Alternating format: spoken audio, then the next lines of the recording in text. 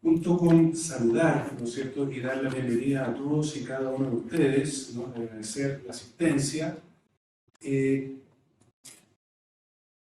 a dar los saludos, ¿no es cierto?, para todas aquellas personas que nos acompañan, no solo presencialmente, sino que de manera vía Zoom, online, ¿no es cierto? Me refiero fundamentalmente a nuestras autoridades, en primer lugar, ¿no es cierto?, a nuestro DAC, ¿no es cierto?, director académico de campus, Juan Castillo Aravena, a nuestro decano, don Daniel Montalvo Armanet, a nuestra directora de escuela, Alicia Castillo Salidas, a mi académico disciplinar, que ha sido sumamente importante para poder coordinar todo este aspecto de este interesante conversatorio que nos convoca hoy día, ¿no es cierto? Fundamentalmente nos convoca este conversatorio sobre la figura del coordinador parental.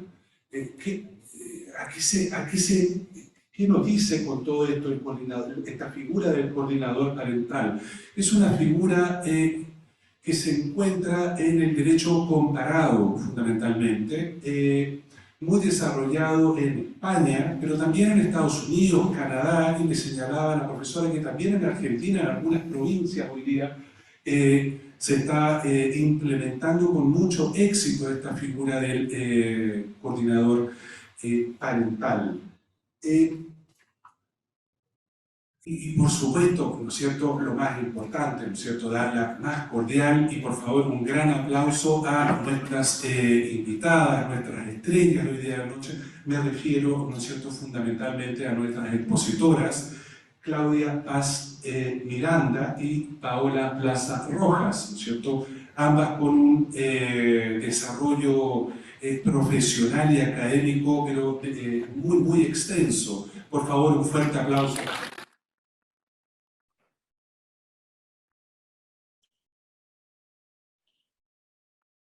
Gracias.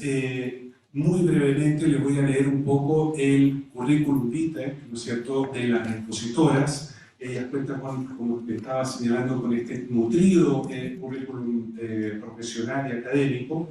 En el caso de Claudia Paz Miranda Fuentes, ella es abogada de la Universidad Finisterre, jueza titular del Tribunal de Familia de Pudahuel, magíster en Derecho de Familia, de la Infancia y Adolescencia por la Universidad de Chile, autora del libro Sustracción Internacional de Niños, Niñas y Adolescentes, autora además de diversos artículos en revistas indexadas sobre temas de derecho de familia como la migración en Chile y sustracción internacional. Cuenta con diversos diplomados en materias de género, derechos humanos e infancia, y es docente de posgrado de la Universidad de Chile y Universidad Católica de Valparaíso, docente de pregrado de la Universidad Mayor y docente de la Academia Judicial, ¿no?, y expositora tanto a nivel nacional como internacional. Como pueden ver, cuenta con un vastísimo currículum, ¿no?, la profesora Claudia Paz Miranda. Con respecto a la profesora Paola Plaza Rojas, ella es abogada, ¿no?, de la Universidad Central de Chile, con más de 17 años de litigación exclusiva en materia de derechos de familia. Posee un magíster en Derecho de Familia, Género e Infancia por la Universidad de Jaén, España, diplomada en Derecho de Familia por la Universidad de Chile y con diversos cursos de perfeccionamiento en el área del Derecho de la Familia. Además, es autora, ¿no?, de un importante libro sobre el divorcio en Chile, ¿no?, y es ponente en cursos tanto en Chile, ¿no es cierto?, expositora en Chile como en el extranjero. Es informante, además de la comisión del Senado para el proyecto de ley sobre eutanasia, ¿no?, en Chile 2021.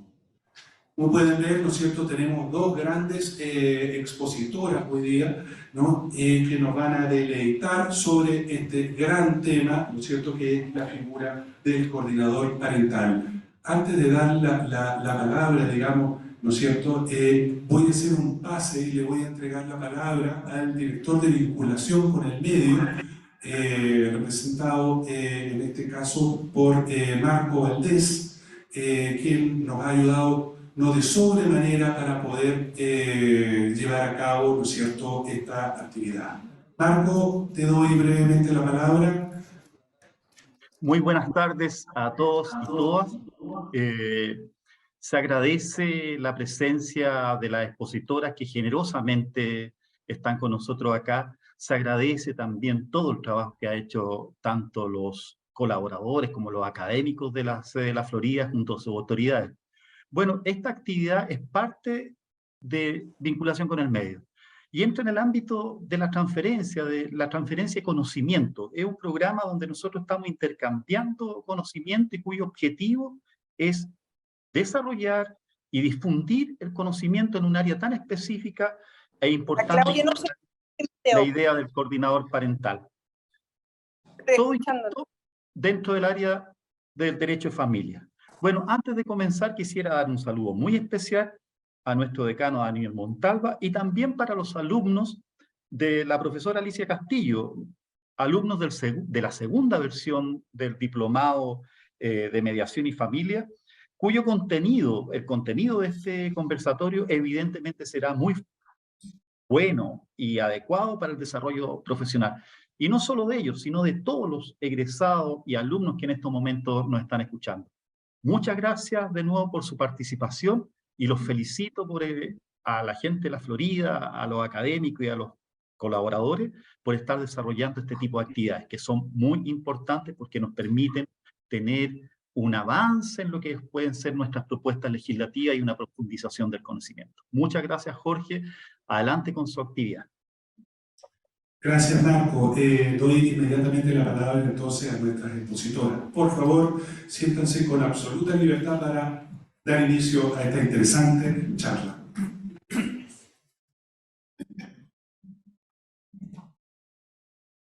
Hola, muy buenas tardes. ¿Se escucha bien? Sí. Perfecto, gracias. Bueno, como nos presentó muy amablemente Jorge, yo soy Claudia Miranda, yo soy juez de familia en Huawei y como corresponde partir dando las gracias a Jorge y a Félix porque desde el primer momento estuvieron muy entusiasmados en apoyar esta iniciativa. Esta iniciativa que tiene que ver principalmente con difundir la figura del coordinador parental.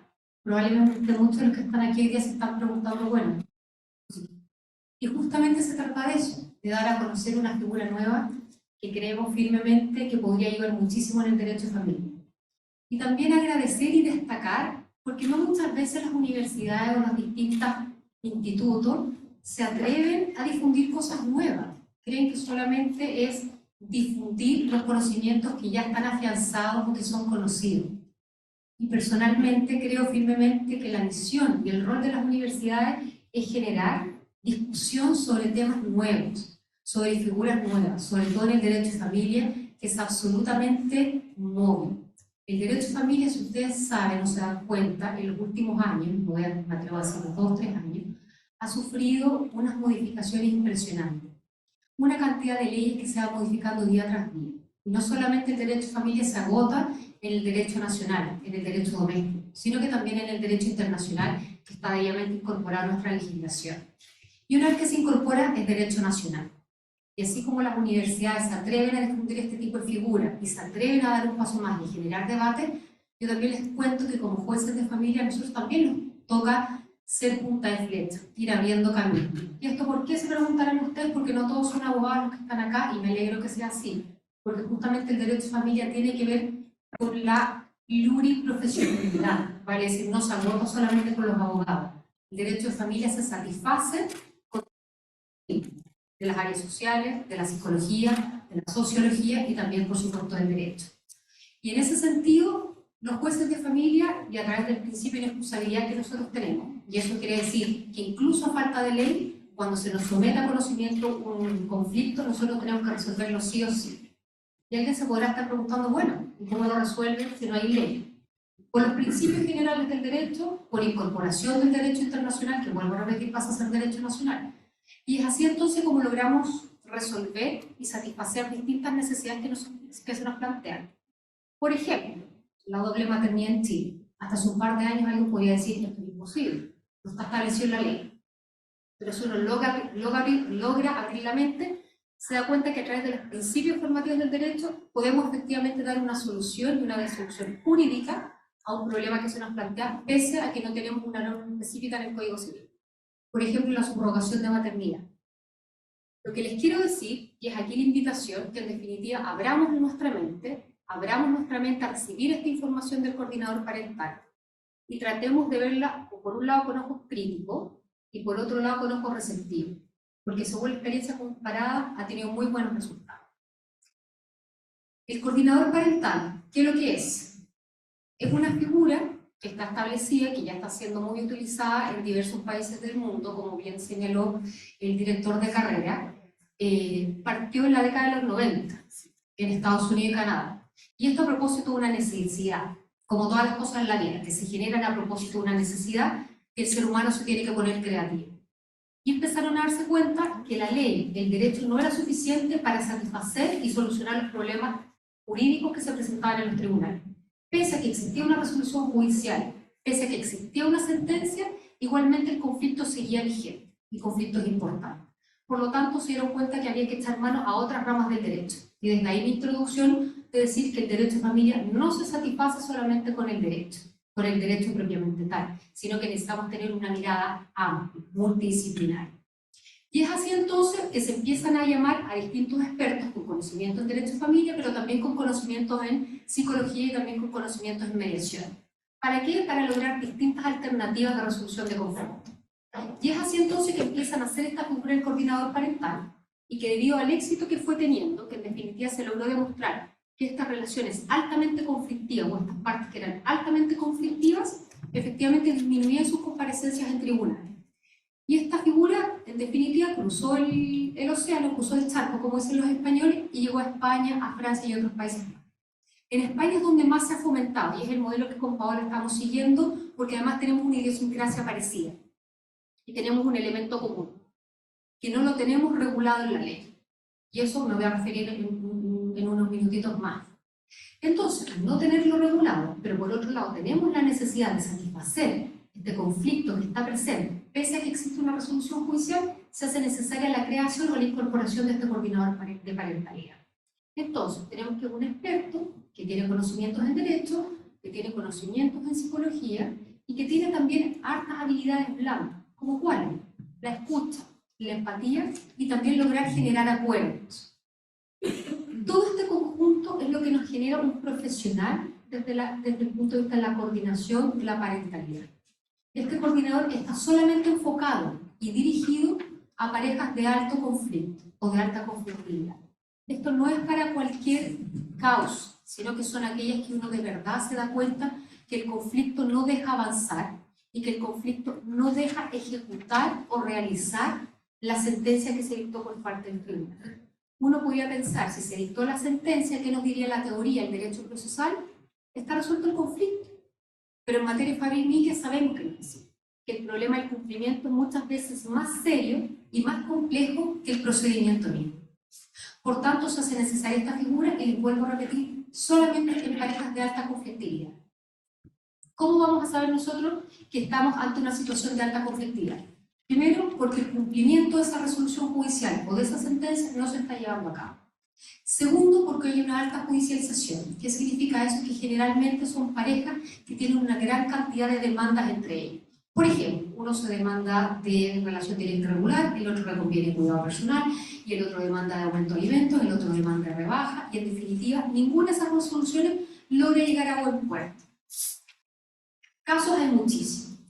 Otra característica más, además de la alta conflictividad, además de la alta judicialización, es que efectivamente estas partes se les olvida que esta resolución va en pos y en beneficio del interés superior del niño.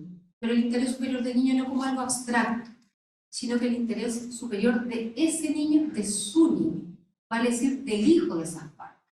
Las partes están tan enfrascadas en su conflicto, en su ensañamiento, en su rabia, en su deseo o animadversión de desquitarse con la otra pareja, con el otro cónyuge o excónyuge, que en definitiva se les olvida que esa resolución judicial cede en favor de ese niño. Y vuelvo a repetir, no de cualquier niño, sino que del hijo de esa pareja. Este coordinador parental lo que busca es generar soluciones colaborativas, principalmente en el proceso de cumplimiento. ¿Por qué? Porque necesita una resolución judicial que se deba cumplir, que se deba ejecutar. Por lo tanto, Cuando uno efectivamente logra detectar estas parejas de alta conflictividad, es ahí donde se designa un coordinador parental que va a tener todas estas características que yo ya les nombré. Este coordinador parental va a estar, comillas, validado y designado por esta resolución judicial. ¿Por qué? Porque no podría empezar a actuar si no tiene qué cosa ejecutar. Si bien es cierto, en algunos países se ha tomado igualmente la figura como una especie de amigable componedor, no sería el caso de Chile, o por lo menos lo que nosotros tenemos presupuestado, sino que efectivamente ejecute una resolución. El hecho de ejecutar o de hacer cumplir una resolución judicial no significa delegación de justicia. Por el contrario, significa hacer cumplir lo ordenado. ¿Y por qué no hay delegación de justicia? Porque el tribunal y el juez ya se pronunció respecto de este conflicto. Y ya les expliqué que el derecho nos quedó absolutamente chico en el cumplimiento. Por lo tanto, este coordinador parental no va a tener la facultad de modificar o de añadir algo a la resolución. Eventualmente modificar pequeñas cosas para lograr acuerdos y generar el cumplimiento, pero jamás modificar la resolución judicial. Este coordinador parental además va a tener la obligación de informar regularmente al juez del cumplimiento de la resolución judicial. Este coordinador parental también va a tener la facultad de generar coordinaciones con los otros profesionales que estén tratando esta familia.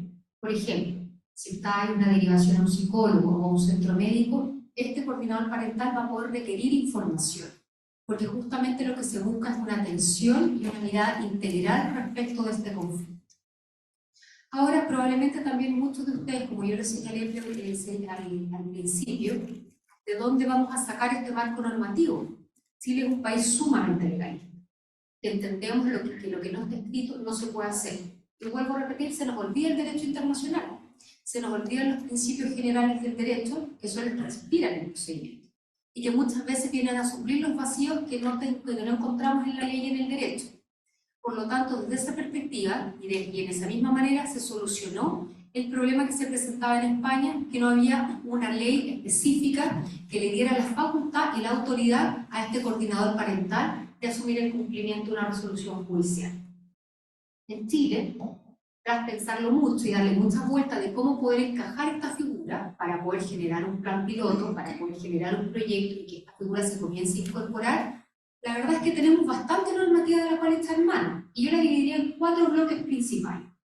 En primer término, la 19.968, que es la Ley de Tribunales de Familia. Que en síntesis yo les podría nombrar 5 o 6 artículos, pero la idea tampoco es variarlo con tantos aspectos normativos, pero sí señalarles en síntesis qué dicen estos artículos.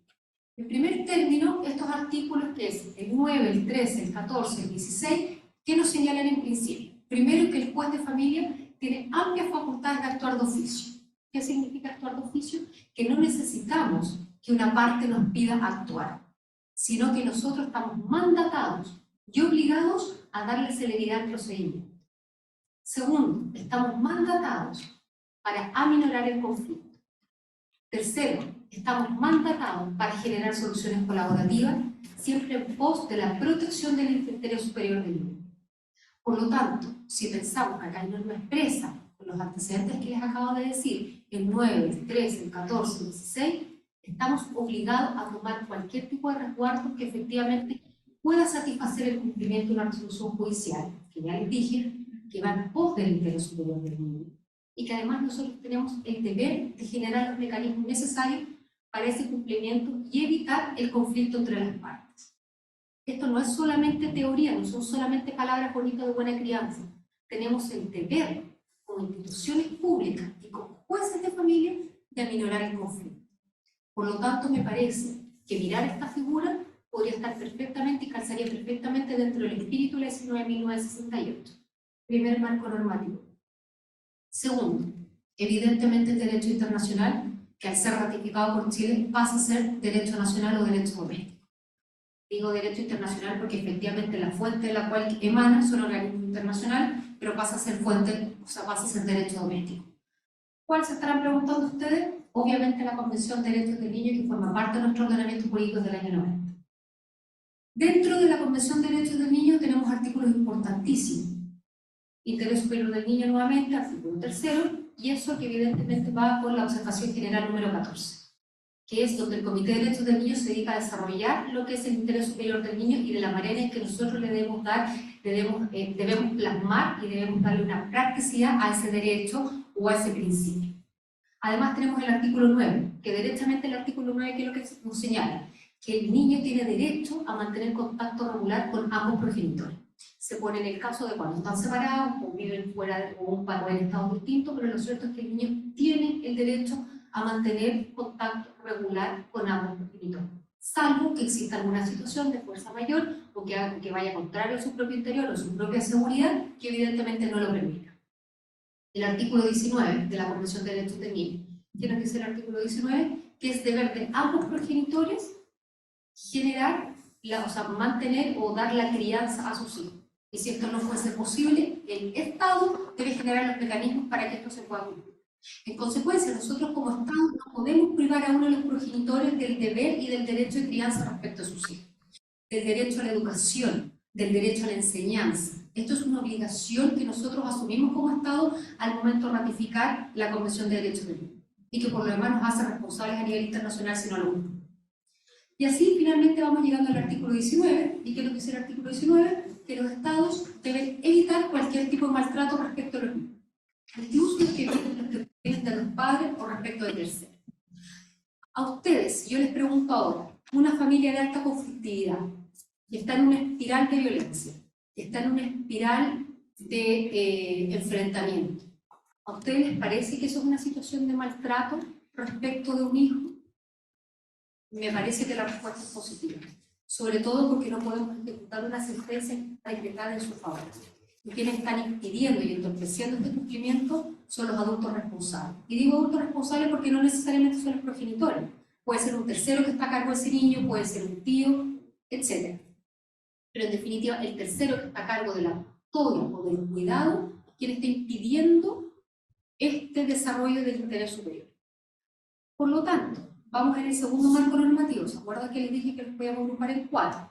Les dije primero la 19.1968, segundo les hablé del derecho internacional, que es el derecho doméstico, la Convención de Derechos del Niño y también de la observación número 14. Tercero, la 21.430, que es una ley nueva que se publicó este año, el 15 de marzo, si no me equivoco, del 2022, que es la Ley de Garantía y Protección de la Niña, que es una ley bastante amplia y bastante esperada hace mucho tiempo, y donde en definitiva esta ley nos mandata nuevamente a la protección de los derechos de los niños y por sobre todo a generar los mecanismos para que ellos puedan ejercer el derecho.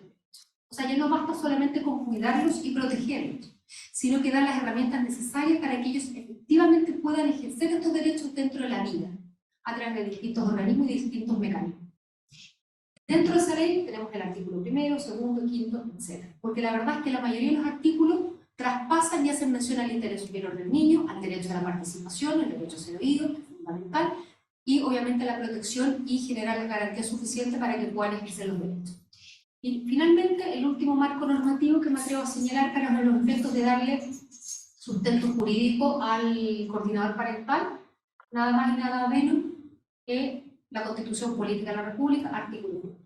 ¿Qué nos dice el artículo 1? Aquí tenemos el profesor de Constitucional, que la familia es el elemento fundamental de la sociedad.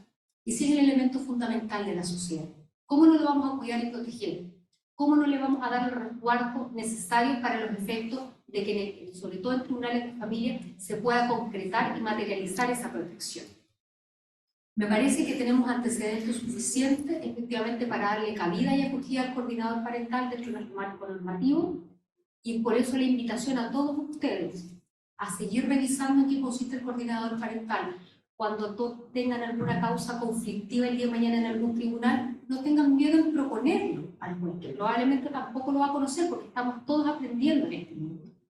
Y me parece que efectivamente podemos abrir una gran puerta para evitar la mitigación y el alto conflicto entre las partes. Quedo abierta a las preguntas. Ahora Paola va a profundizar en varios de los temas que yo fui tocando, porque la primera intervención era más bien de índole introductorio, y Paola va a ir generando ya los detalles de esta ponencia. Gracias, John. Gracias, Jorge, por la invitación. Gracias a la universidad. Y gustosos de poder participar y difundir esta figura que a nosotros con Claudia nos apasiona. Bueno, en relación al coordinador parental y dándole un cuerpo, así Claudia termina hablando del cuerpo normativo, muchos se pueden preguntar, sobre todo los que son abogados, yo soy abogado litigante, lo más importante es definir cuál es la naturaleza jurídica que tiene esta figura. Bueno, la naturaleza jurídica de esta figura, como es innovar, es aplicar los principios del derecho, se puede asemejar a este perito.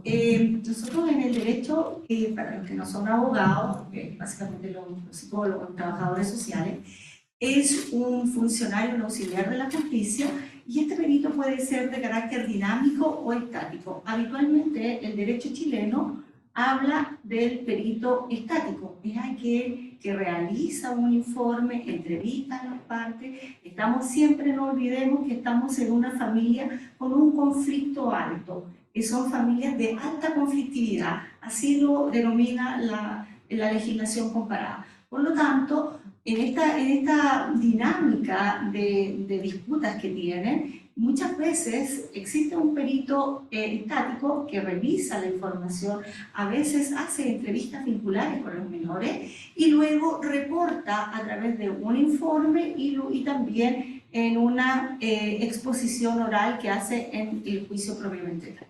Esa situación la conocemos como, ya lo señalé, estático, pero el dinámico es aquel que hace el acompañamiento, es un gestor del conflicto. Él reporta periódicamente, se establece aproximadamente cada 2 o 3 meses, que no son propiamente informes, pero sí y reporta al tribunal y especialmente también, no solo al juez. Cuando hablamos del juez, estamos hablando también de los equipos multidisciplinarios que tiene el tribunal, entiéndase, consejeros técnicos.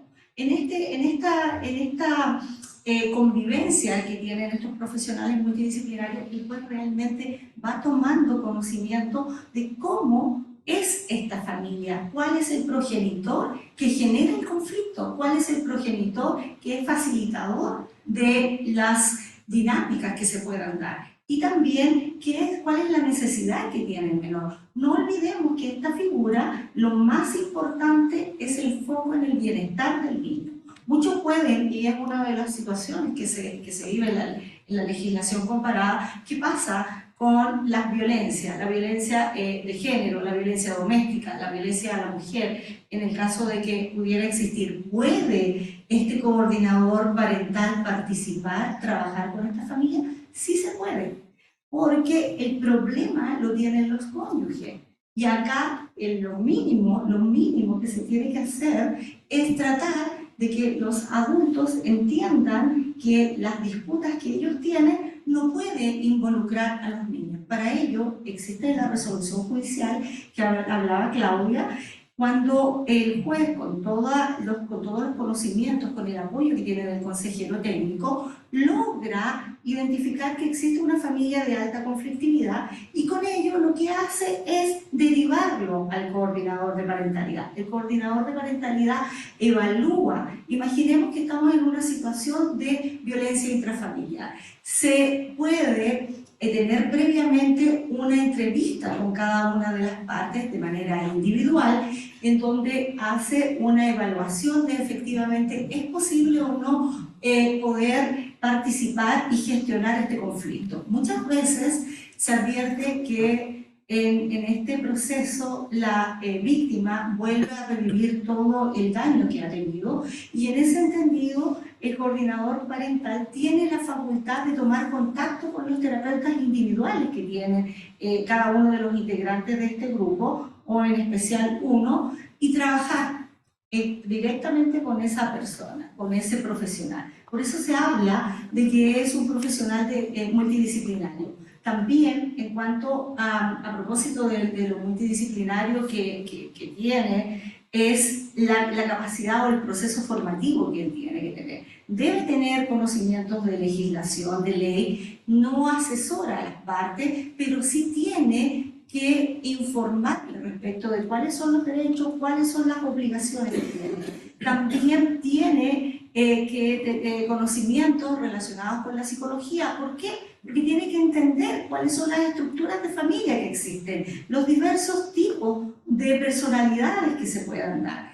También tiene que tener conocimientos relacionados con la mediación, porque también tiene que trabajar, construir canales de comunicación. Por lo que la formación no es para cualquier persona, no es que una persona que sale de pregrado quiera formarse como coordinador parental, necesita previamente hacer un estudio, tener experiencia a lo menos de 5 años en problemáticas de familia. También es importante hacer las diferencias, porque puede existir la inquietud de, pero ¿cuál es la diferencia que tenemos con la mediación? ¿Cuál es la diferencia que tenemos con el terapeuta? Si el coordinador parental me estás diciendo que es multidisciplinario, pero yo tengo estas herramientas en el sistema. De hecho, cuando tenemos un juicio, el juez propone que vayan a una terapia, la familia a un centro terapéutico. Bueno, sí hay diferencia. El coordinador parental, su origen está en una norma, en una sentencia judicial, y que puede ser un auto fundado o bien en la sentencia judicial, previo determinados elementos que advierte el juez, decide que esta familia cumple con las características para ser derivado al coordinador de parentalidad.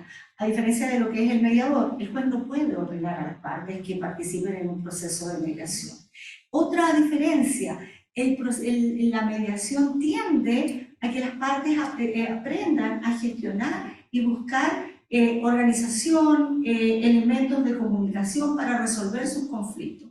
El coordinador de parentalidad tiene la facultad de sugerir, los acompaña, los mitiga en el conflicto, puede inclusive en pequeñas cosas, porque tal como lo ha señalado Claudia, no hay una delegación del ámbito jurisdiccional. El juez es el que tiene la potestad para decidir. Pero dentro de la resolución, el juez puede permitir que el coordinador parental pueda tomar decisiones respecto de cuestiones diarias y mínimas. Por ejemplo, ponerse de acuerdo dónde se va a celebrar el cumpleaños, cuestión que no corresponde a un juez determinar, pero sí ayuda a las partes a poder llegar a un consenso donde ese niño va a poder celebrar el cumpleaños sin que tenga la mitad de los parientes por el lado materno, una cara muy larga, y por el otro lado los padres, digamos la familia extensa por el lado paterno. También es importante señalar otra diferencia respecto del coordinador de parentalidad en relación a que no puede aportar. Como es una resolución judicial, existe la figura penal que se llama el desacato. También, a diferencia de lo que ocurre con la mediación, que es factible, una persona no quiere seguir en el proceso de mediación y decide no perseverar en ello. Respecto de las terapias individuales tampoco son exigibles. El sentenciador no puede obligar a una parte a someterse a un proceso terapéutico. Puede exhortarlo, puede invitarlo, pero no tiene la potestad de poder, del deber de que esta parte concurra. La legislación comparada, los grupos de coparentalidad hablan que ya hay una ganancia cuando tienen al padre o a la madre sentados tratando del conflicto. ¿Cuáles son las características? Las características de la coparentalidad, haciendo también todavía el paralelo con lo que es la mediación, no es confidencial, a diferencia de la mediación que sí es confidencial. El coordinador parental tiene la obligación de dar el feedback al juez, tiene la obligación de señalar cuáles son los elementos que hacen que esta familia tenga un alto conflicto, también cuáles son los avances. Sí existen excepciones en relación a la confidencialidad cuando se entrevista con el menor. Necesita este menor ha sido muy maltratado. Es un menor en que se le ha pedido por parte de sus progenitores alianza, en la que muchas veces los progenitores no velan, por mucho que amen a sus hijos, no velan por este interés superior, no velan por la felicidad de él. Y en ese entendido, el coordinador parental puede entrevistarse con este niño y saber perfectamente qué es lo que quiere. Porque el padre dice, no, el niño no quiere ver a su otro padre. Y la verdad es que el niño no lo quiere, tiene muchas ganas de verlo, pero no quiere porque si no, con el que vive, el que tiene cuidado personal, se va a molestar, se va a enojar. Entonces, el coordinador parental tiene esta entrevista y en esa medida sí tiene una confidencialidad para con los otros. Respecto de los padres, también puede que si no son reuniones, sesiones en conjunto, él puede tener entrevistas individuales con cada uno de los progenitores y tomar información que no va a aportar a mitigar el conflicto. Por lo tanto, queda en el ámbito de la confidencialidad. También el coordinador parental tiene la facultad, y así lo establece la resolución, de poder entrevistarse con otras personas que intervienen dentro de lo que es la dinámica de esta familia. Puede ser la familia extensa, una nueva pareja, los abuelos, también recabar información de los terapeutas individuales que cada uno de los integrantes de la familia tengan, inclusive del niño. También puede tomar contacto con los pediatras, con el establecimiento educacional, con los otros elementos que puedan otras personas, como lo señalaba, eventualmente un médico tratante de alguno de los padres. Por ello es multidisciplinario y acompaña. Es un proceso que no tiene un periodo, depende del diagnóstico y de cómo los padres puedan abordar esta intervención, este acompañamiento. Más que intervención, hablamos de un gestor del conflicto, de un mitigador del conflicto. Pueden perfectamente estar un año. Cuando participan en la derivación de la coparentalidad, inmediatamente se abre un chat en donde participan los progenitores y el coordinador de parentalidad. Y todas las comunicaciones pasan por ese chat. Está prohibido que los progenitores tengan comunicación fuera de este chat. ¿Por qué? Porque de esa manera se evita la vulneración, el maltrato al otro progenitor o bien la escalada del conflicto. Y de esa manera se va trabajando con ellos. También el coordinador parental tiene la obligación de ayudarnos a construir el plan de parentalidad. ¿Qué es lo que es el plan de parentalidad? El plan de parentalidad uno lo podría asimilar a un acuerdo complementario, a una regulación de las materias propias de familia en relación a los hijos. Cuidado personal, régimen comunicacional, pensión de alimentos, patria potestad.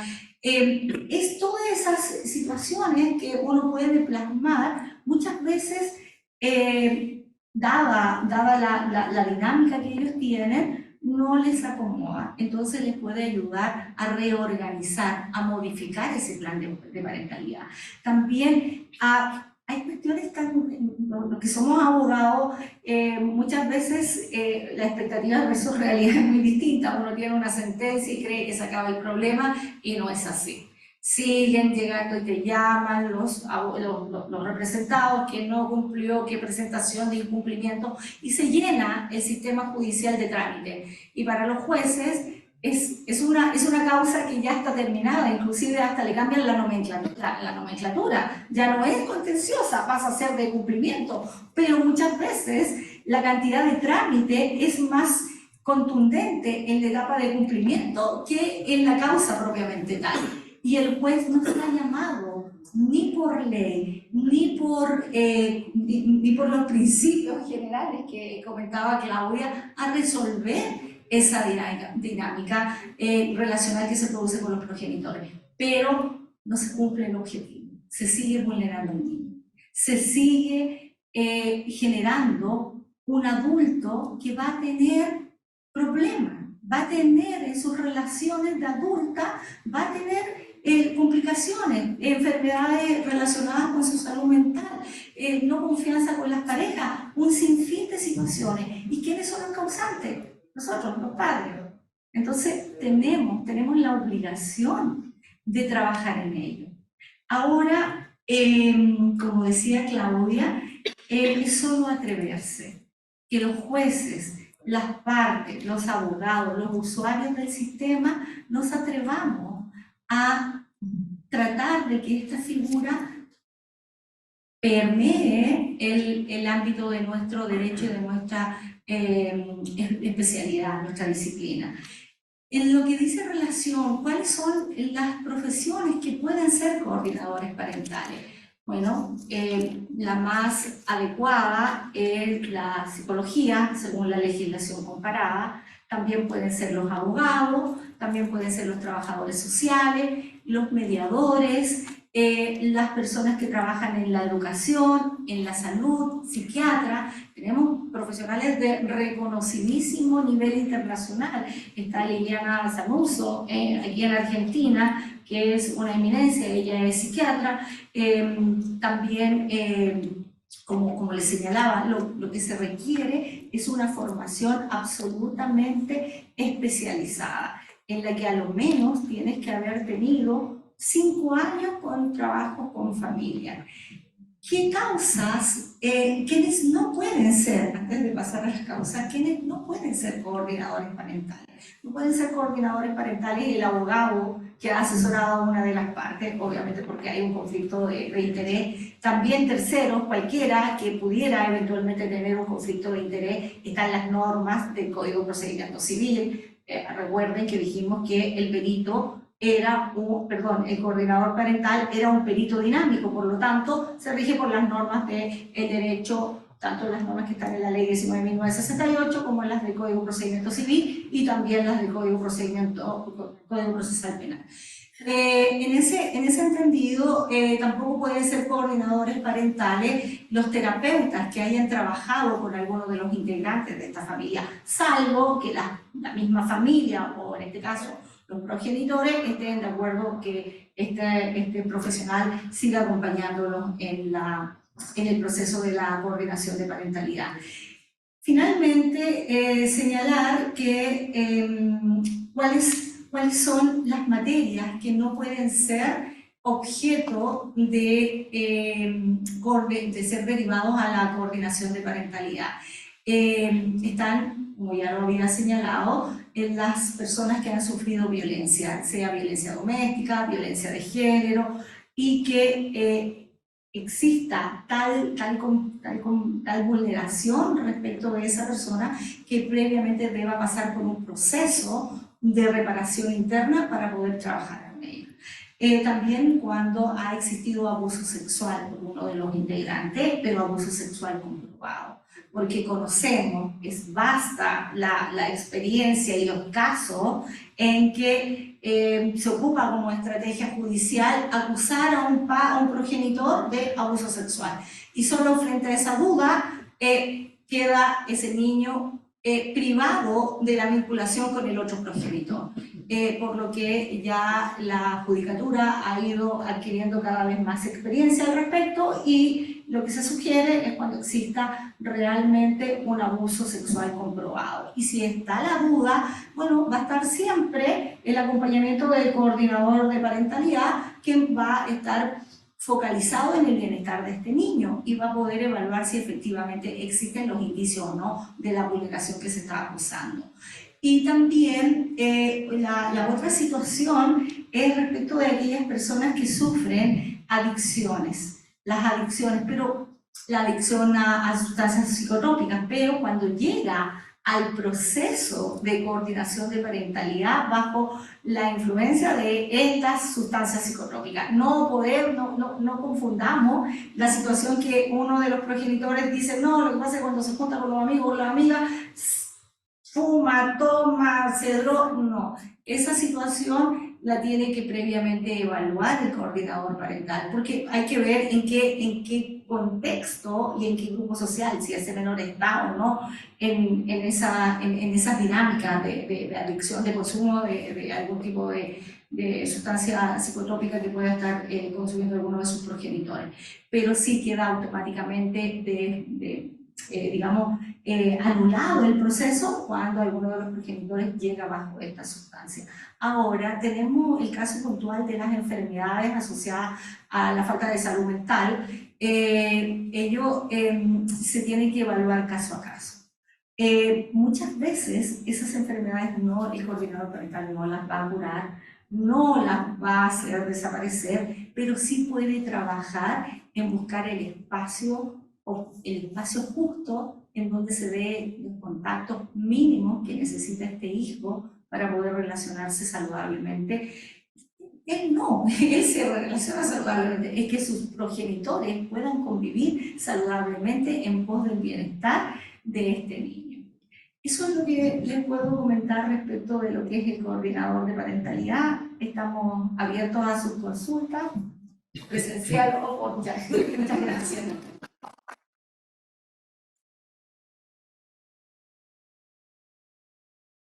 Agradezco profundamente los conceptos esgrimidos, ¿no? La precisión y claridad, ¿no es cierto?, que han señalado.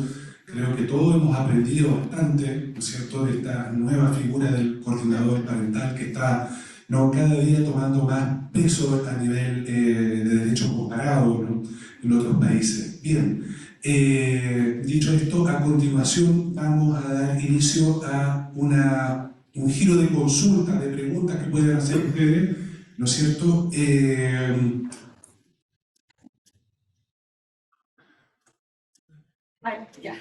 Empecemos. A ver, empecemos con los presenciales, como dicen aquí las expositoras, y después, ¿cómo se llama?, con las personas que se encuentran de manera online. En primer lugar, profesor Pimentel. Después tú. Muchas gracias. Agradezco las expositoras a Claudia y a Paola, que nos han entregado, nos han transmitido conocimientos muy importantes, de lo cual nos llevo con muchas para aportar a su propio desarrollo. ¿Sí? Así me han entregado dos consultas. La primera, para Claudia, ¿cómo puede convivir el sistema actual de familia en relación a las sanciones con el sistema, con la figura del coordinador parental? Bien, porque es cierto que el derecho familiar es un sistema de solución de controversias, pero en la práctica nuestra normativa en el fondo apunta más como a poner en oposición a los progenitores. Por ejemplo, la última modificación que se realizó del registro del MEN, de gestión de alimentos, con las prohibiciones que le entregarían a las personas que deben la pensión. Y para Paola, ¿hasta qué punto el coordinador parental no se transformaría en una forma de mediación post sentencia judicial? De fondo ahí hay un tema con la cosa juzgada de la decisión del juez versus cómo este coordinador podría entender e interpretar la decisión que ha tomado la autoridad judicial. Eso es. Muchas gracias nuevamente por esta exposición.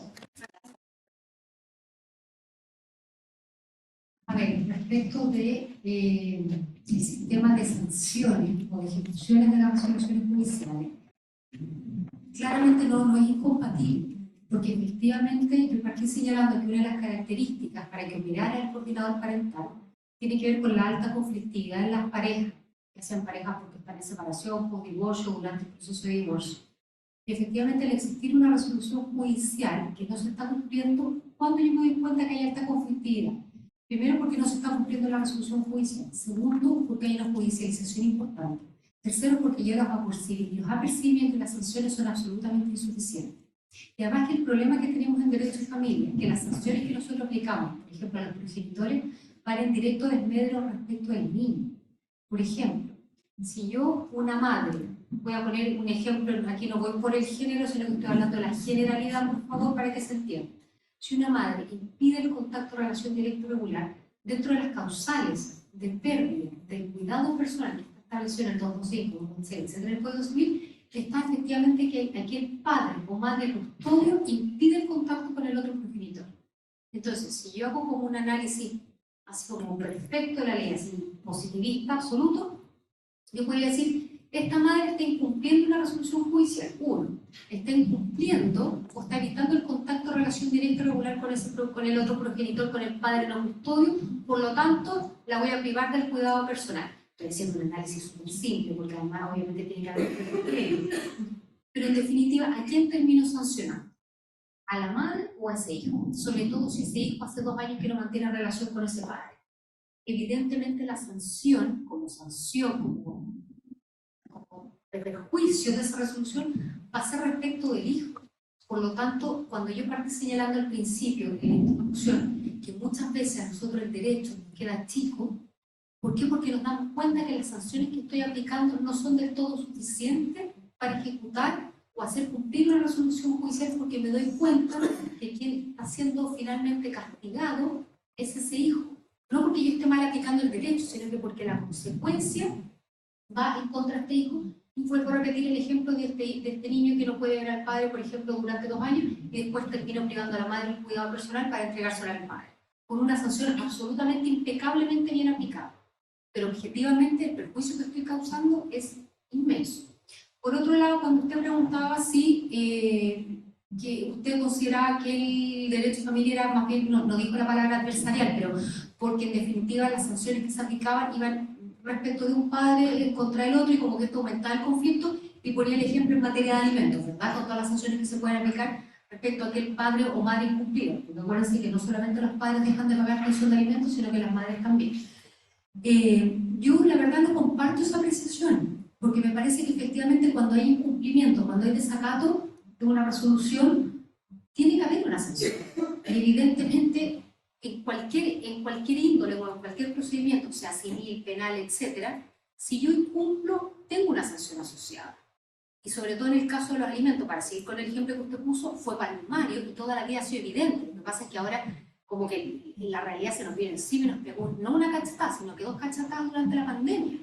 Recién ahí nos tuvimos que dar cuenta, pese a que esto se venía señalando hace mucho tiempo, que los alimentos no apuntan solamente a satisfacer necesidades así como, no sé, vivienda, la alimentación así como en general, sino que apunta al derecho más básico de cualquier ser humano, que es el derecho a la supervivencia. El alimento, el derecho a alimentos tiene que ver con la supervivencia más básica. Lo que pasa es que después la construcción ya más dogmática la ha ido aumentando y generando y ha ido ampliando el abanico de lo que entendemos hoy en día por alimento. Y entendemos que está el ocio, la recreación, obviamente los alimentos, la vivienda, etc. Pero el derecho a alimentos tiene una base absolutamente primaria, que es el derecho a la supervivencia. Por lo tanto, desde esa perspectiva no me parece que las sanciones que se puedan aplicar en el derecho de familia contribuyan a generar una animadversión o a generar una mala relación entre las partes o entre los progenitores, sino que al contrario, tiene que ver con justamente castigar el incumplimiento de una resolución judicial. Y en cualquier orden de incumplimiento, salvo en estas materias de cuidado personal y de relación directa regular, que ahí hay que tener cuidado, salvo lo que tiene que ver con las multas y ese tipo de cosas, pero en definitiva, si yo efectivamente en el cuidado personal logro configurar que la madre está obstaculizando y en pos de eso se lo entrego al otro progenitor, me parece que ahí el perjudicado inicialmente sería el niño. Y por eso hay la figura del coordinador parental. Gracias. Bueno, en relación a la pregunta, no debemos olvidar que el coordinador de parentalidad viene a participar en la etapa de cumplimiento en los procesos de familia, ¿ya? No es en los juicios propiamente tal, en los juicios declarativos o los juicios ordinarios, sino que en las etapas ya de cumplimiento, cuando ya ha existido una sentencia definitiva. Y en esa sentencia definitiva en materia de familia existe la etapa de cumplimiento, como existe en materia de alimentos la etapa de cumplimiento, cuando no existe la obligación o elude el responsable de pagar pensión de alimentos, se aplica inmediatamente y la ley así lo contempla, el cumplimiento. Respecto del régimen comunicacional ocurre lo mismo. Voy a colocar el ejemplo del régimen comunicacional porque es como lo más habitual que sucede, es la falta de vinculación que ese niño pierde con uno de sus progenitores.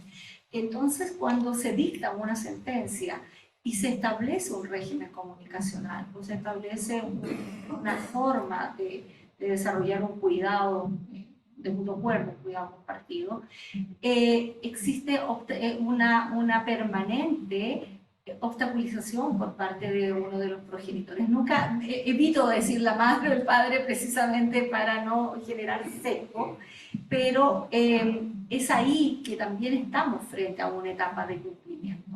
Y el juez, cuando advierte, porque en el proceso de familia, como lo señalaba, en la etapa de cumplimiento se llenan de trámites, y de hecho existe hasta un ícono en el sistema informático, señal de incumplimiento. Señal de incumplimiento es una serie de trámites al respecto. Ahí el juez advierte que efectivamente estamos frente a una familia de alta conflictividad y dicta una resolución fundada. Y esta resolución fundada existe en el derecho comparado, un formato que advierte todo lo que puede hacer este coordinador de parentalidad y qué es lo que no puede hacer. Por lo tanto, el ámbito de acción que tiene el coordinador de parentalidad no lo puede llevar a generar una mediación, porque el proceso de mediación es totalmente distinto. Ya no puede ser mediación porque es una orden del judicial, es un imperativo. ¿Ya?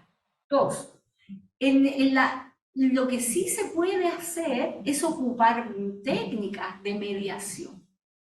Y eso no es propiamente lo que es la mediación, sino que este coordinador parental, como es un profesional altamente calificado, tiene que tener un estudio especializado, va a aplicar técnicas de mediación, va a aplicar técnicas eventualmente va a ocupar, si tenemos una profesión de base, hablemos de abogado, va a aplicar sus conocimientos de base también, en cuanto a señalarle cuáles son las sanciones en el caso de incumplimiento, ¿me entiendes?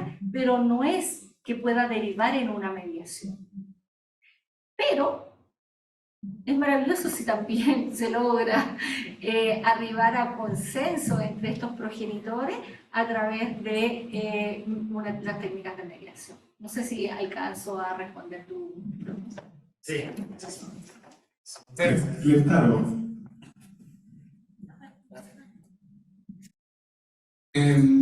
Muchas gracias.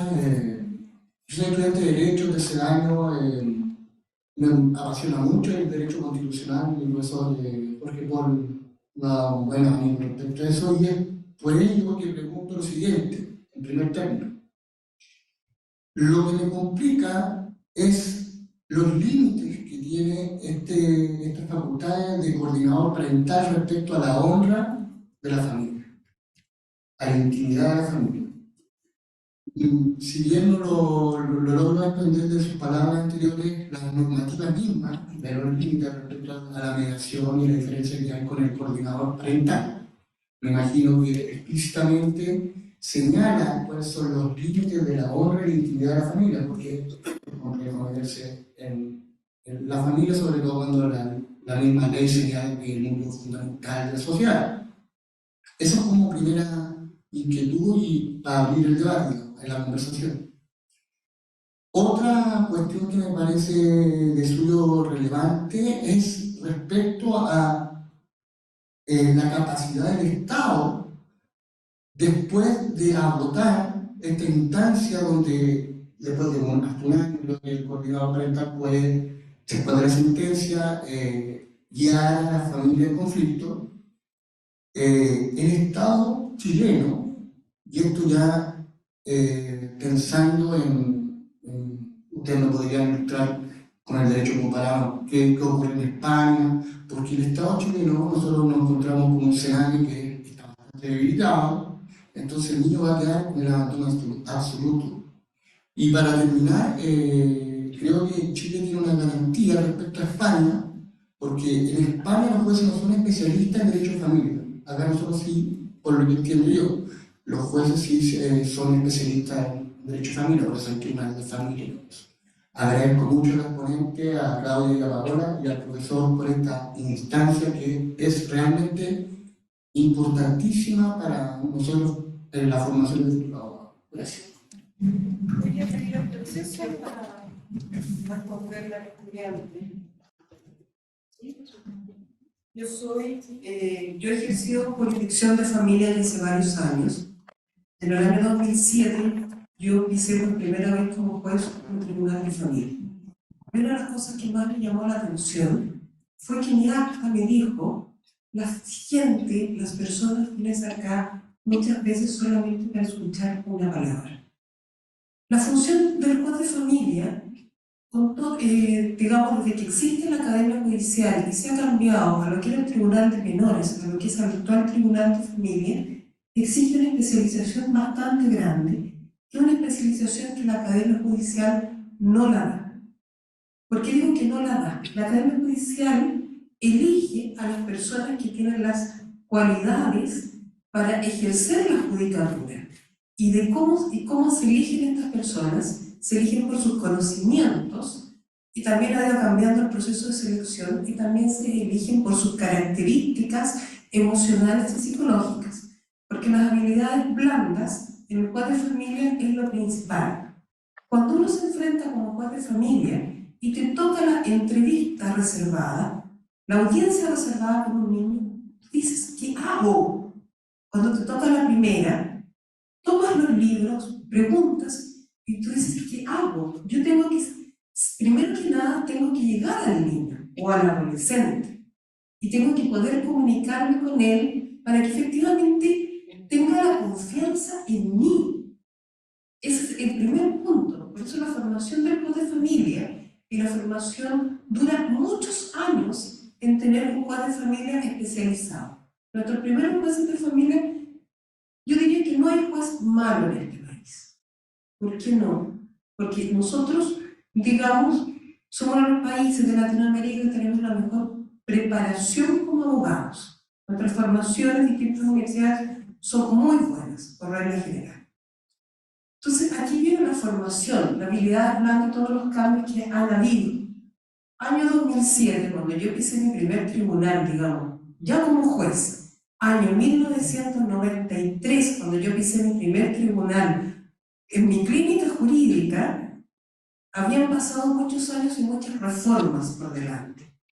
Y nosotros ahora, Sename, Mejor Niñez ahora, sí ha mejorado. ¿Que le falta todavía trabajo? Sí, pero ya no es lo que era antes. Antiguamente los niños llegaban a un hogar y nunca más se realizaban las causas. Nunca más. Ahora, los niños se realizan las causas.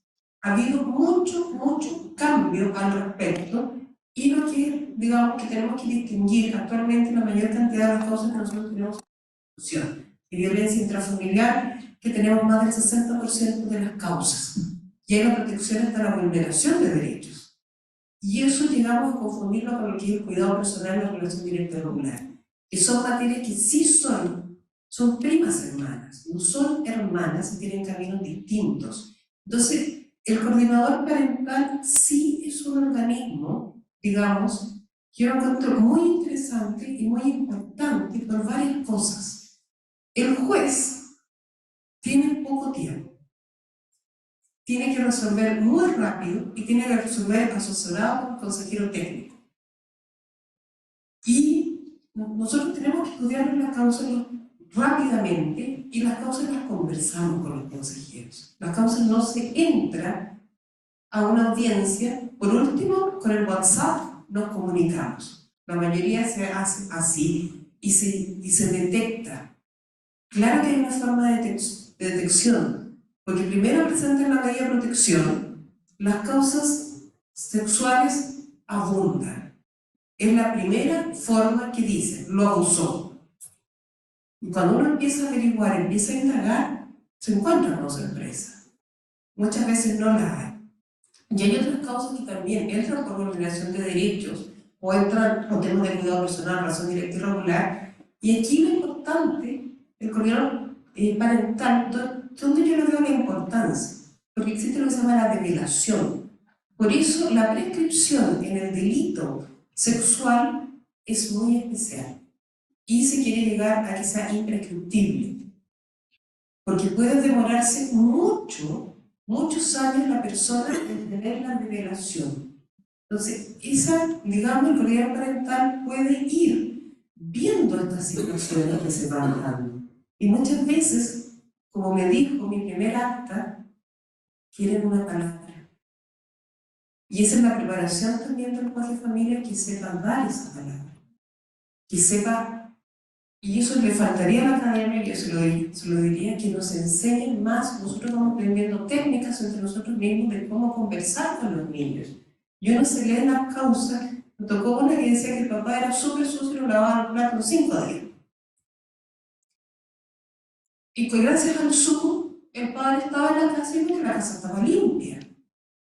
La niña nos hablaba que la tarde iba a hacer galletas con la mamá. Entonces no le dice, ¿y tu papá sabe hacer galletas? Ah, enséñale.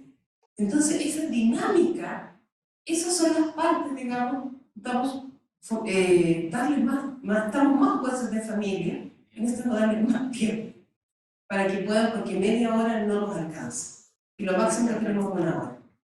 Entonces son muchas cosas. En cuanto al margen constitucional, la que tenemos nosotros, la Constitución vigente, 19 número, tú tienes el artículo 1, base, la familia. Y la base de la familia va a la familia tanto de jure como de facto, y eso está claramente establecido. Y también se te da el acta constitucional número 2 y número 3 de la Comisión Ortúzar, la Constitución del 80, efectivamente cuando se habla de la protección a la vida privada, se habla de la sexualidad, y se habla de la sexualidad de 2 tipos. La sexualidad, que es la relación que tenemos entre las personas, como estamos ahora, y la sexualidad en privado, lo podríamos decir. Que esos son los distintos tipos de relaciones, si son heterosexuales, son lesbianos, son trans, que son temas distintos. Y ahí tenemos nuestra protección. La protección está establecida. Y lo otro que también tenemos, 19 número 1, integridad física y psíquica, 19 número 26, que nadie, y se los digo, se recuerda de ese artículo tan importante de nuestra Constitución que habla de los derechos fundamentales y genéricos de las personas. Está relacionado con la modificación del artículo 5 y 2, que son de los derechos fundamentales que tienen rango constitucional, y estamos Constitución de los Derechos del Niño, y también ha cambiado mucho la jurisprudencia. Yo sé que hay más personas, así que... Gracias por el aporte. ¿Alguien más quiere hacer alguna pregunta? Por favor, Félix.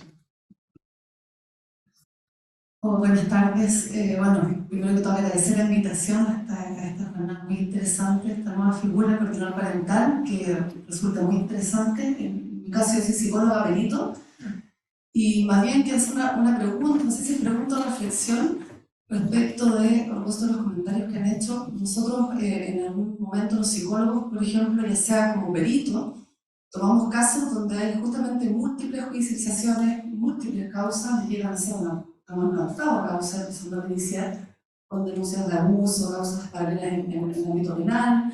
Y también nos llega del otro lado cuando nos toca intervenir como centro o con programas que hacen revinculación, terapias de complementariedad, en lo que hoy día, digamos, estamos solicitando los tribunales. Entonces la reflexión y duda es respecto a los límites, porque nos pasa que a propósito del comentario que decía Paola sobre las agresiones sexuales, teniendo los casos de alta complejidad, las drogas, el BIF, desde género, y también en el caso de agresiones sexuales, la experiencia, porque hemos trabajado en delitos sexuales, es que los niños en general sabemos que el tema de la fenomenología de las agresiones sexuales, digamos, está aparejada y dificulta para develar.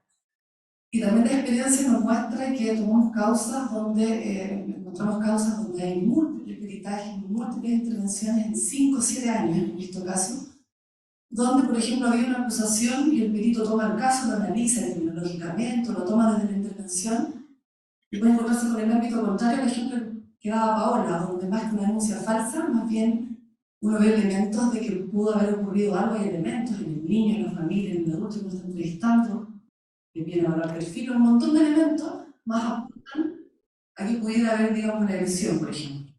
Y nos llegan estos casos de intervención o pericia donde no se probó, se archivó la causa y no hay, digamos, incluso hay una idea de poder, señora o señor, ya esto ya se archivó, incluso llegan a intervención aparte, esta cosa se cerró así que acá nos están pidiendo revincular, revincúlenos por favor, y las familias presionan.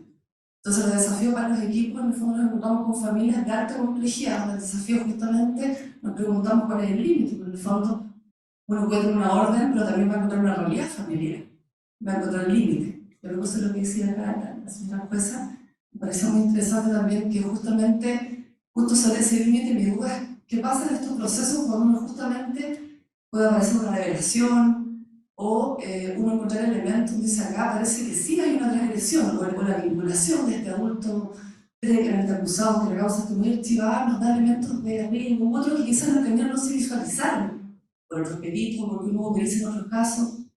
Entonces hay una pregunta de reflexión respecto de la complejidad de este rol, justamente en causas de alta complejidad, donde si bien de alguna manera es una posición un poco más cómoda en ciertas circunstancias, uno dice, con este rol no podría al menos tener cierta, como que la gente cuando va a intervención, o sentencia, una revinculación, igual va obligada, pero en general, cuando son de alta complejidad, el pronóstico a veces no es muy favorable, en general cuesta mucho intervenir en familias de alta complejidad. Y respecto de los casos de agresión sexual, particularmente me resuena más complejo aún. Sobre todo porque tenemos, por ejemplo, unos casos, llegan hasta hace poco, que vemos una mamá, por ejemplo, que obviamente no está de acuerdo con la revinculación. Sigue creyendo, digamos, en esta acusación y nunca se pudo probar, pero era muy pequeño, no tenía un relato, ni tampoco tenía un lenguaje en ese momento para poder relatar. Por lo tanto, los centros están, digamos, con esa realidad, también recibiendo una familia donde ninguna parte no quiere ir en su justo derecho, digamos, en su justa, digamos, opinión. Pero no se ha aprobado y hay que intervenir. Entonces, eso me lleva a reflexionar en esta figura, que es una figura que tiene de alguna manera un rol con mayor autoridad, pero a la vez también con límites técnicos. Hay límites, digamos, podemos, digamos, hacer algunas cosas. Esa es mi reflexión, no sé si se entiende. Sí, gracias. A ver, respecto de estos casos puntuales, yo me parece que estaba...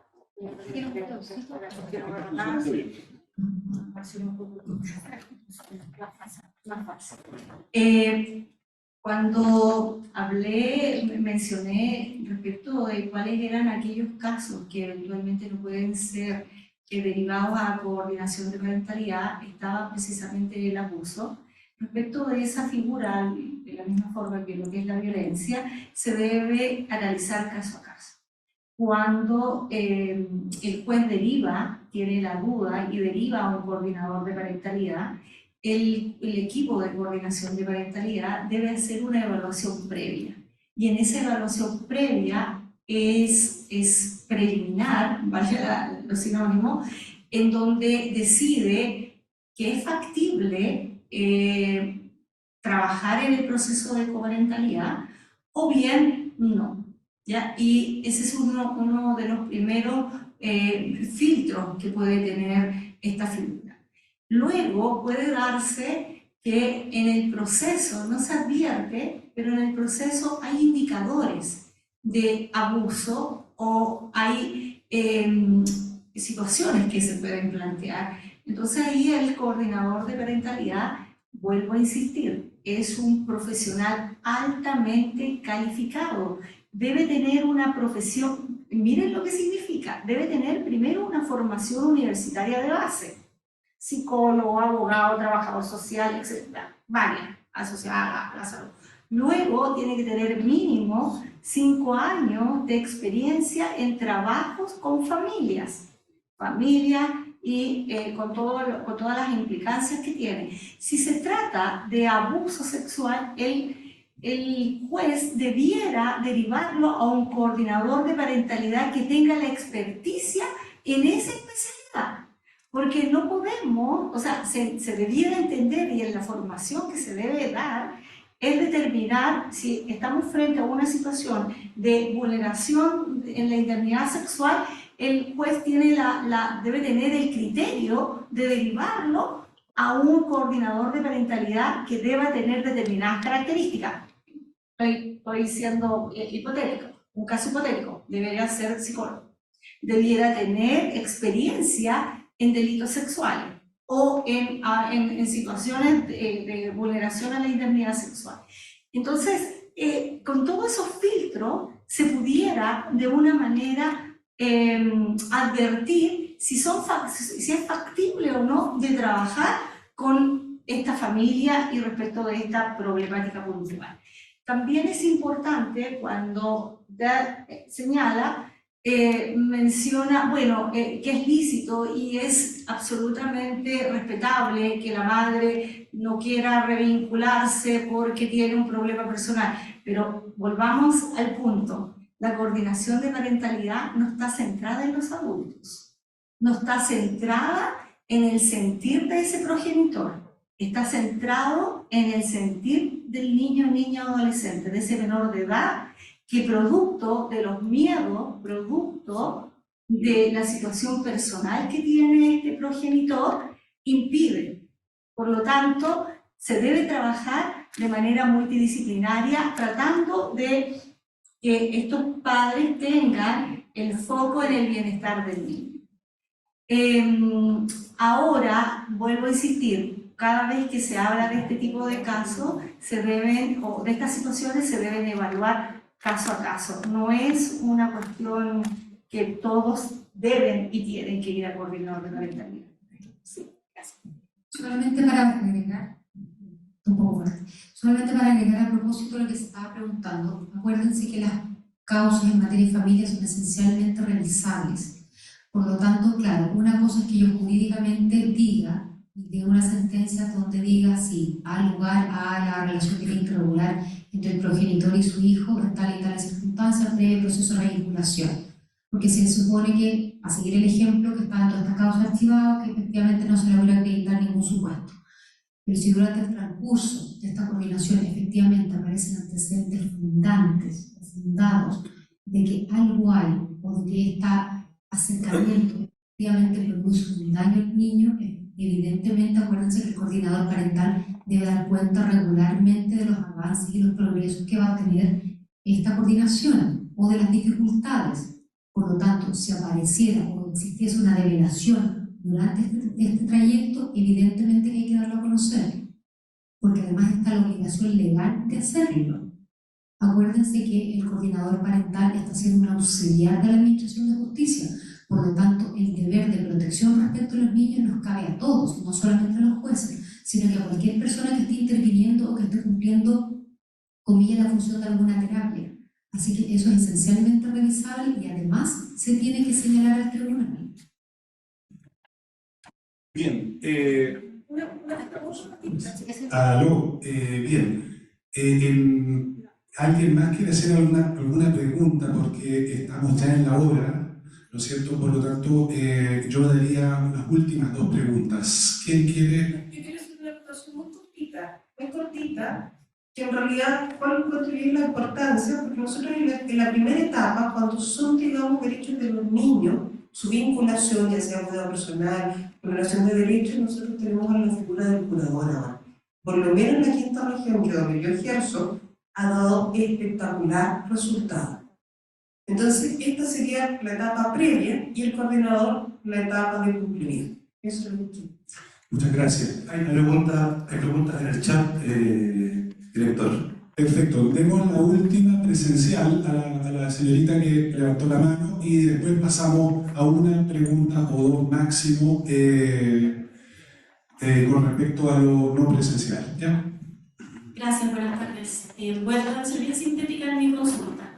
Entiendo perfecto que se deben existir ciertos requisitos para el coordinador parental, en términos formativos, en términos de la experiencia, en el trabajo con familia, y mi duda tiene que ver con cómo se va a acreditar, cómo es posible, como, digamos, de alguna forma realizar una fiscalización o va a haber alguna capacitación como base para todos aquellos que quieran digamos, ser coordinadores parentales, va a haber algún tipo de formación continua o alguna acreditación que sea renovable cada cierto tiempo.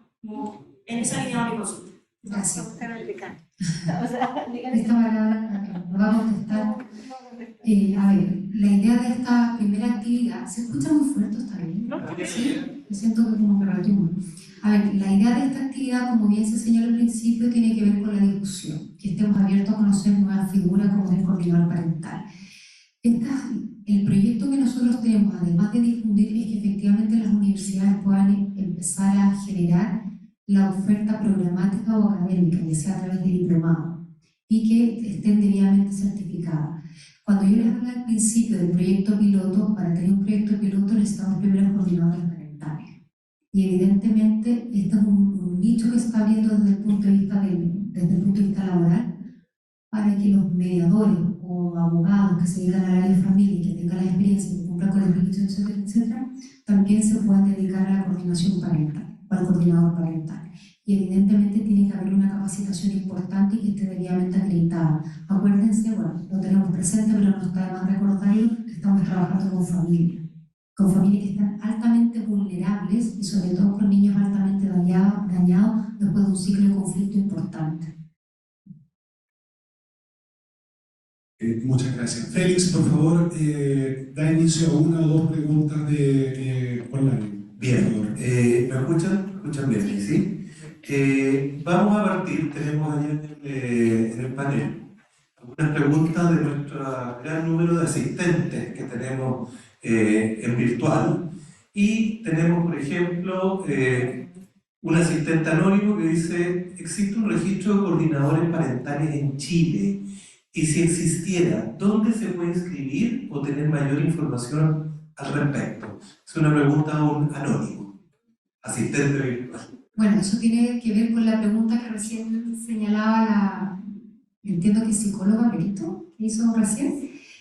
A ver, en Chile esto es una figura nueva, como señalamos al principio, no por ende no tenemos el registro. Sí existen registros en otros países porque es una acreditación, y para poder participar en los tribunales se está debidamente acreditado y acreditar los conocimientos suficientes. Esperamos que en el corto plazo sí se puedan empezar a dictar estos diplomados sobre coordinador parental, y efectivamente tendrán que estar debidamente inscritos o avalados, así de la misma manera que ocurrió con la mediación, que fue una figura absolutamente nueva. Se generó la oferta programática y después efectivamente estaban las acreditaciones o las inscripciones en el Ministerio de Justicia. Pensamos que se debiese seguir por la misma línea, de una manera bastante similar en ese sentido. Gracias, Claudia. Claudia Cuevas señala excelente exposición y aclaración, y Daniela Horvitz dice: muchas gracias a las expositoras, me gustaría saber cómo proponen se podría fiscalizar la capacitación y fiscalización de quienes se desempeñen como coordinadores parentales. Bueno, esto es un plan piloto, no tenemos todavía ni siquiera coordinadores parentales, pero la idea es hacer convenios con instituciones internacionales ya reconocidas en el extranjero. En España existe Asociación Nacional de Coordinadores Parentales, ANCOPA, existe el Fórum Europeo sobre Coordinación Parental, existe GEMNE, que es la Asociación de Jueces Europeo, agrupación de jueces europeos respecto de los magistrados, respecto de la mediación. En Argentina también tenemos, y generalmente en la legislación comparada han sido precisamente los países que están mucho más avanzados quienes han prestado la colaboración en relación a la forma en que se certifican y se preparan a los primeros coordinadores de parentalidad. Eso es. Bien, continuando con nuestros asistentes virtuales, Silvia Reyes pregunta: ¿pueden las partes voluntariamente solicitar un programa de coordinación de parentalidad de manera privada? Gracias por la pregunta. En la experiencia comparada, sí. No solamente necesitan una resolución judicial. Nosotros, cuando partimos planteando la idea de nuestro proyecto, es justamente remitirlo a la etapa de cumplimiento para que exista un control mucho mayor desde el punto de vista de la ejecución de una sentencia.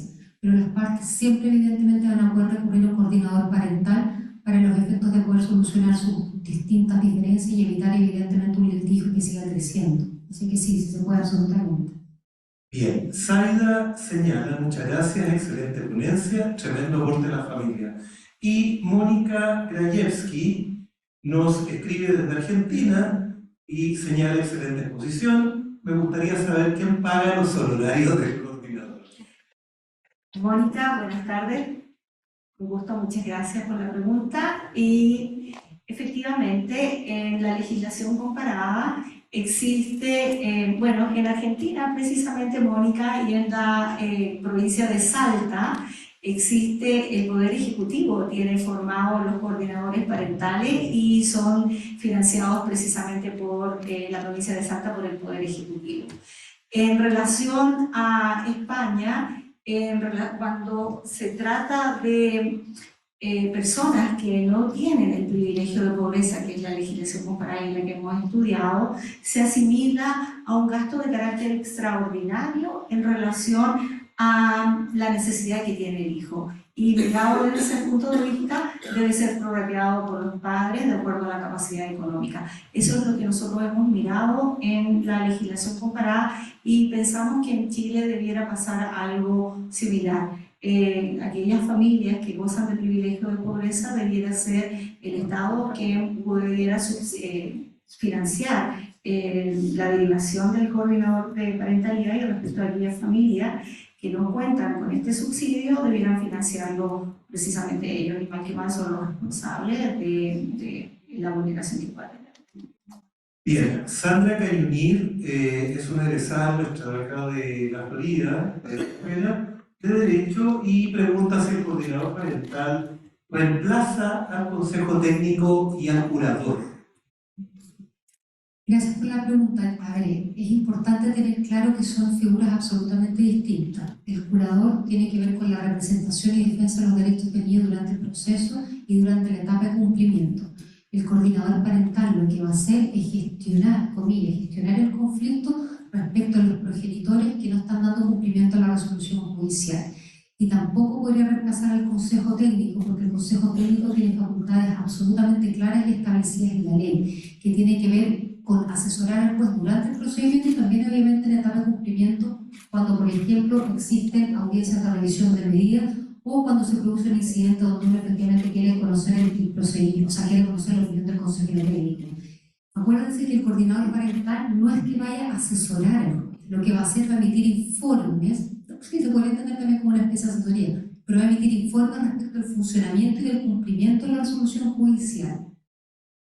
No sé si quedó claro. Quiero agregar que dentro de la coordinación de parentalidad, y si hipotéticamente todavía estuviera el curador ad litem acompañando al niño, este curador ad litem, o el abogado del niño con la nueva legislación, puede también participar en el proceso de la coordinación de parentalidad. Recuerden que el coordinador de parentalidad va a invitar a todas las personas, inclusive a los abogados, que también es una gran diferencia con lo que es la mediación. La mediación no permitía que los letrados pudieran participar. Acá con el coordinador de parentalidad sí puede participar el abogado del niño, el curador ad litem, y también tener coordinación con el consejero técnico del tribunal. Sí, Juan Pablo Urdanán. Félix, una pregunta más, porque en aras de la hora yo creo que nos van a colgar ya. No lo siento, pero yo sé que está muy interesante el conversatorio y hay más de 132 personas online que pueden hacer preguntas, mucho, ¿no? Una o dos más al máximo. Vale. Vamos a tomar hay dos preguntas que me parecen bien interesantes. Una de Juan Pablo Polvarán, que da sus felicitaciones y excelentes presentaciones, señala, pregunta si existen casos a nivel internacional sobre el rol del coordinador parental con una participación definitiva o central en el proceso judicial. Gracias, Juan Pablo. A ver, sí, la experiencia comparada en muchísimos casos desde el punto de vista de la coordinación parental, y desde ahí donde estamos tomando el modelo. Y la verdad es que los resultados han sido bastante satisfactorios. De hecho, yo les señalaba al comienzo de la ponencia que en el caso de Estados Unidos y Canadá, que partió siendo una cuestión bastante intuitiva, hubo una mejoría importante desde el punto de vista de las presentaciones y participaciones o reiteraciones de las partes en los tribunales. Y en España se han hecho estadísticas y se ha señalado que incluso se ha alcanzado un porcentaje de éxito del 92%. Entonces, claramente, la figura del coordinador parental, al parecer, funciona y resulta, porque hay un acompañamiento particular y especial para cada familia. Y aquí, muy breve, a propósito del plan de parentalidad que hablaba Paola, no existe un plan de parentalidad general, sino que el plan se va a adecuar a cada una de las necesidades de esa familia y del tipo de conflicto que tenga. Puede que el conflicto sea parecido entre muchas familias, pero el origen muchas veces no lo es, o la manera de afrontarlo no lo es. Por lo tanto, el plan de parentalidad tiene que ser específico y concreto para las necesidades de cada causa y por un tiempo acotado de intervención en el tiempo. Los procesos de intervención no pueden ser ad eterno, no pueden durar 3 o 4 años, porque obviamente uno espera que también las partes aprendan y mejoren y vayan fomentando sus propias habilidades. Vale, y vamos a la última pregunta, pidiendo la disculpa a todos los asistentes virtuales por no haber podido, digamos, acoger todas sus preguntas en aras del tiempo. Asistente anónimo nuevamente, y me parece una pregunta bien interesante para nuestra expositora. ¿Son aplicables las implicancias y recusaciones a los coordinadores parentales de tener los progenitores quejas respecto del trabajo de ellos? ¿Cuál sería el conducto regular para estas reclamaciones o de qué tipo de responsabilidad deberían responder? Bueno, asistente anónimo, efectivamente sí, existe la posibilidad de implicar o recusar a un coordinador de parentalidad. Recordando de que en mi exposición señalé que algunas de las razones por las cuales no se podía ser coordinador de parentalidad era precisamente por problemas de conflicto entre las partes o bien una recusación o falta de imparcialidad. Recuerda también que señalamos que se trataba de un perito dinámico, un auxiliar de la Administración de Justicia, por lo que sí serían aplicables las normas del Código Orgánico de Tribunales y, bueno, también hay que recordar que no tenemos regulado el coordinador de parentalidad, pero de acuerdo a lo que es la legislación comparada, serían estas formas de poder recusar o implicar. Una cosita muy cortita, que si bien operan las causales, no es menos cierto que en materia de familia los peritos no caben las inhabilidades, sí las preguntas para los efectos de acreditar su idoneidad. Por lo tanto, eso también sería importante y también hay una cuestión de fiato. Si efectivamente hay mala relación entre las partes y el coordinador parental, también eventualmente se podría solicitar un cambio. No es la idea, porque si estamos hablando de una pareja conflictiva donde el cambio cada 5 minutos se pierde el sentido. Pero sí, evidentemente, lo que se busca es que haya una imparcialidad respecto de este auxiliar en cuanto al manejo del conflicto de estas partes. Bien, muchas gracias a todos, ¿no es cierto?, por su asistencia, especialmente a ustedes dos, ¿no? Realmente grandes, pero grandes expositores. Un gran aplauso. Y en realidad, porque quedaron muchas preguntas en el tintero, ¿no es cierto? Tenemos una asistencia bastante grande, sobre todo online, de más de 132 personas. Por lo tanto, yo las dejo ya invitadas, ¿no? Porque yo creo que vamos a tener que repetir este conversatorio, que ha sido muy interesante en un periodo en el cual además no se estén haciendo clases, ¿no? Porque vamos a tener aún más asistencia y le vamos a dar más pega, ¿no? Eso. Bien, retirémonos todos satisfechos y contentos, ¿no es cierto?, por esta gran jornada y por esta gran figura, ¿no es cierto?, que es el coordinador parental. Muchas gracias, Claudia y Paola.